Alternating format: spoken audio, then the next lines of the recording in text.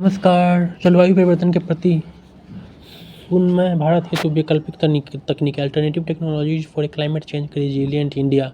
जंगल, पेड़, पहाड़, समंदर सब इंसान सब कुछ काट रहा है। छील छील के खाल जमी की टुकड़ा टुकड़ा बांट रहा है। आसमान से उतरे मौसम सारे बंजर होने लगे, मौसम बेघर होने लगे।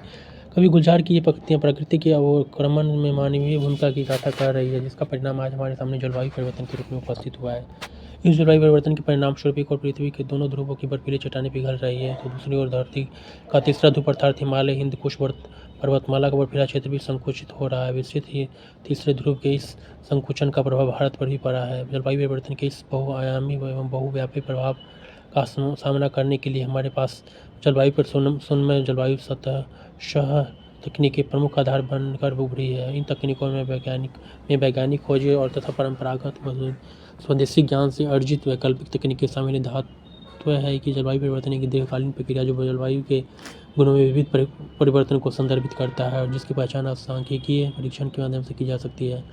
जलवायु परिवर्तन की इस प्रक्रिया में औद्योगिकरण के पश्चात मानवीय कारक ने प्रमुख भूमिका निभाई है। भारत सहित पूरी दुनिया में जलवायु परिवर्तन के कारण सूखा, बाढ़, ऊर्जा तथा खाद्य सुरक्षा, आसान बीमारियां, राजनीतिक अस्थिरता एवं सशक्त संघर्ष का खतरा बढ़ा है। मानवता पर आसन उपयुक्त खतरों ने मानव को विवश किया है कि वह जीवन योग्य भविष्य के निर्माण के लिए सतत समावेशी एवं स्थायी वर्तमान की अवधारणाओं को स्वीकार करने निश्चय इस प्रक्रिया ने मानव को जलवायु सह तकनीकों के विकास के लिए प्रेरित किया। सुन्नयता का एक ऐसी क्षमता है जिसके द्वारा एक खतरनाक घटना या प्रवृत्ति या परेशानी का सामना करने के लिए सामाजिक, आर्थिक और पर्यावरणीय प्रणाली को तैयार किया जाता है। इस प्रक्रिया ने इस पर्यावरण प्रणालियों की पहचान, कार्य प्रणाली तथा संरचना को सुरक्षित रखते हुए इसके अनुकूलन क्षमता को बनाए रखा जाता है। भारत के संदर्भ में सुन्नय वैकल्पिक तकनीकों पर विचार करने से पहले यहाँ जलवायु परिवर्तन से जुड़े खतरों को समझ लेना आवश्यक होगा। जलवायु परिवर्तन की अवधारणा को स्थापित करने के लिए वाली IPCC intergovernmental panel on climate change की रिपोर्ट पर यदि ध्यान दें तो उनमें स्पष्ट किया गया है कि जलवायु परिवर्तन ने नदीय, तटीय एवं शहरी बाढ़ में वृद्धि से बड़े पैमाने पर अवसंरचना, आजीविका एवं बसवट में बदलाव आएगा।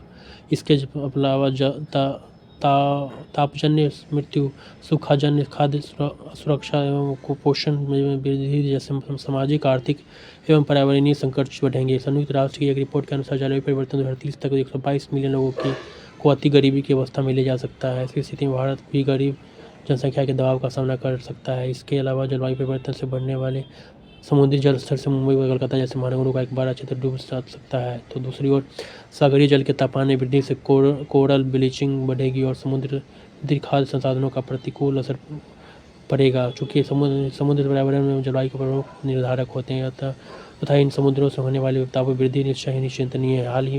हाल की एक रिपोर्ट के अनुसार जल्द ही लक्षद्वीप का जलवायु परिवर्तन शरणार्थी संकट का सामना करने वाला पहला क्षेत्र बन सकता है। जलवायु परिवर्तन से जुड़ी हाल की कुछ घटनाओं पर यदि गौर करें तो इसमें खतरों को और गहराई से महसूस कर सकते हैं। इसलिए पिछले कुछ वर्षों में आई चेन्नई व मुंबई की बाढ़ हो या हाल की केरला की बाढ़ इस प्रकार हुदहुद और ओखी जैसे चक्रवातों की बाढ़ हो या उत्तराखंड में केदारनाथ की त्रासदी, इसके अलावा उत्तराखंड के जंगलों में लगी आग, तमिलनाडु का सूखा तथा चरमताप की बढ़ती घटनाएं भारत के लिए प्रमुख चुनौती रही। उपयुक्त चुनौतियों एवं संकट के वातावरण में जो प्रमुख प्रश्न भारत के सामने उभरता है वह यह है कि भारत अपनी विशाल आबादी की जीविका, स्वास्थ्य, विकास कैसे सुनिश्चित कर पाएगा। भारत के लगभग 36% विशाल गरीब आबादी को यदि गरीबी से बाहर निकलना है तो भारत औद्योगिक विकास से मुंह नहीं मोड़ सकता, किंतु औद्योगिक विकास की प्रक्रिया में पर्यावरण गुणवत्ता को बनाए रखना एक प्रमुख द्वंद्व उत्पन्न करता है। द्वंद्व की यह स्थिति कबीर की इन पंक्तियों में उपस्थित भाव की तरह है। जो रो तो बल घटे, हंसो तो राम रिसाई, मन ही माही भी सुरना, जो घुन काठी खाई। अर्थात रोने पर बल घटता है और हंसने पर राम नाराज हो जाते हैं। अब द्वंद्व की स्थिति वैसी हो गई है जैसे कि किसी लकड़ी को घुन खाकर नष्ट को तो कर देता है लेकिन तो निकलता नहीं। उसी प्रकार मन भी द्वंद्व से निकल नहीं पा रहा। पर्यावरण की गुणवत्ता तथा विकास की आकांक्षा ने के इस द्वंद्व का सार्थक हल जलवायु समन्वय तकनीकों को में देखा जा सकता है। भारत इस दिशा में 1 दशक से ज़्यादा गंभीर समय से गंभीर रूप से प्रयासरत है भी रहा है। भारत इस बात को भली-भांति परिचित है कि जलवायु परिवर्तन के प्रति विभिन्न आयामों पर सुभेद्यता के आधार पर पूरे विश्व में भारत जैसा कोई और देश नहीं। इस तथ्य को ध्यान में रखते हुए भारत ने 2006 में पारिस्थितिकीय न्याय की संकल्पना पर आधारित राष्ट्रीय पर्यावरण नीति को जारी किया। इस नीति के तहत 2008 में जलवायु परिवर्तन पर राष्ट्रीय कार्य योजना, national action plan on climate change आदि लाई गई। इसके अंतर्गत सौर ऊर्जा बचत, सतत पर्यावास, जल, हिमालयी परितंत्र, हरित भारत, सतत कृषि तथा जलवायु परिवर्तन पर रणनीतिक ज्ञान से जुड़े 8 क्वेश्चन शामिल किए गए। इन 8 मिशनों तथा जलवायु परिवर्तन के लिए उत्तरदायी अन्य कारकों को ध्यान में रखते हुए भारत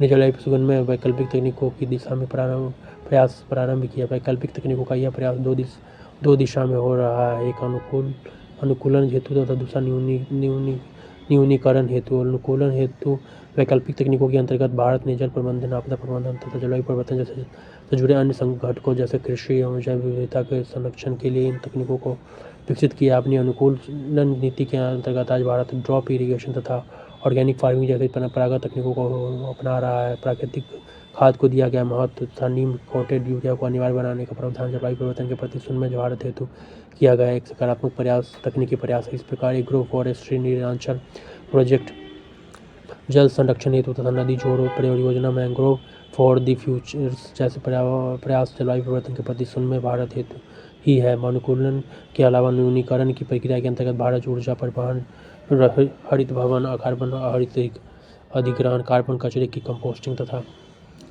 कचरे का न्यूनीकरण केवल कुछ सीमा तक भू अभियांत्रिकी जैसे वैकल्पिक तकनीकों की दिशा में प्रयास कर रहा है। अपनी न्यूनीकरण वैकल्पिक तकनीकों के अंतर्गत भारत अपने ऊर्जा क्षेत्र को ज़्यादा कुशल तथा दक्ष बनाने का प्रयास कर रहा है। इसमें कोयला केंद्रित ऊर्जा क्षेत्रों को जैसे गैस, नाभिकीय सौर, पवन तथा बायोमास जैसे स्रोतों पर आधारित भी केंद्रीकृत कर रहा है। इस क्रम में भारत का यह संकल्प है कि 2030 तक अपने कुल ऊर्जा का 40% नवीकरणीय ऊर्जा से प्राप्त करे। इस दिशा में देश ने अंतर्राष्ट्रीय सोलर अलायंस जैसे प्रयास भी किए हैं। ऊर्जा के अतिरिक्त परिवहन क्षेत्र में भी भारत हाइब्रिड और एवं इलेक्ट्रिक वाहनों के महत्व को स्वीकार करता है। इसी के तहत नेशनल इलेक्ट्रिक मोबिलिटी मिशन तथा फ्रेम इंडिया जैसी इलेक्ट्रिकल व्हीकल नीति का निर्माण किया गया है। इस तकनीकी प्रयासों ने ईंधन सुरक्षा के साथ साथ जलवायु परिवर्तन के प्रमुख कारक ग्लोबल वार्मिंग को भी कम करने में सहायता मिलेगी। परिवहन को पर्याप्त हितैषी बनाने के साथ साथ जलवायु परिवर्तन के प्रमुख कारक ग्लोबल वार्मिंग को भी कम करने में सहायता मिलेगी। परिवर्तन को पर्यावरण हितैषी बनाने की प्रक्रिया में भारत ने ग्रीन हाईवे, अंतर्राष्ट्रीय जलवायु विकास, ग्रीन कॉरिडोर जैसे वैकल्पिक तकनीकी प्रयासों को आगे बढ़ाया है।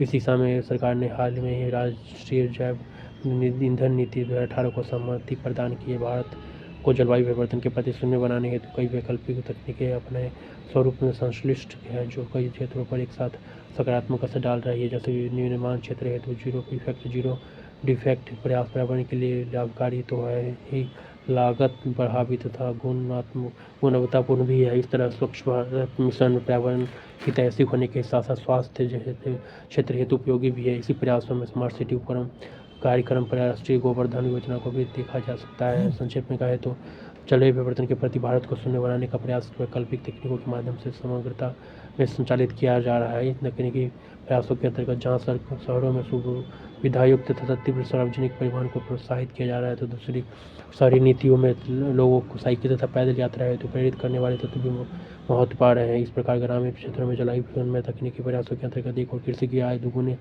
करने का प्रयास किया जा रहा है, तो दूसरी ओर पारंपरिक कृषि प्रणालियों को प्रोत्साहित कर मिट्टी, हवा तथा जल को जलवायु परिवर्तन के दुष्प्रभावों से बचाने का प्रयास किया जा रहा है।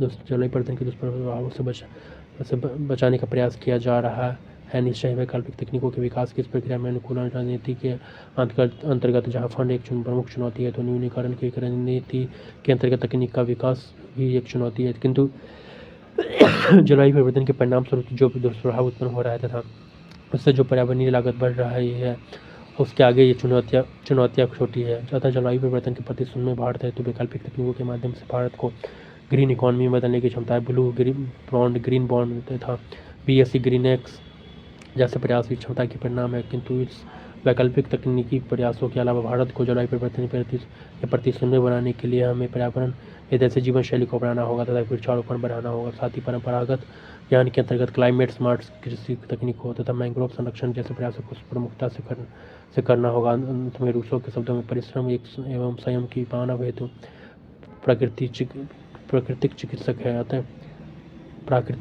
है। अतः यदि हम पर्यावरण संरक्षण के क्रम में जीवन शैली तथा तकनीक से जुड़े परिश्रम पक्ष को संवर्धित करें तथा अपनी उपभोक्तावादी प्रकृति को सम्मिलित करें तो भारत को जलवायु परिवर्तन के प्रति अवश्य सुनमय बना सकते हैं। अतः यदि हम पर्यावरण संरक्षण के क्रम में जीवन शैली तथा तकनीक से जुड़े परिश्रम पक्ष को संवर्धित करें तथा अपनी उपभोक्तावादी प्रकृति को संयमित करें तो भारत को जलवायु परिवर्तन के प्रति अवश्य सुनमय बना सकते हैं। Thank you.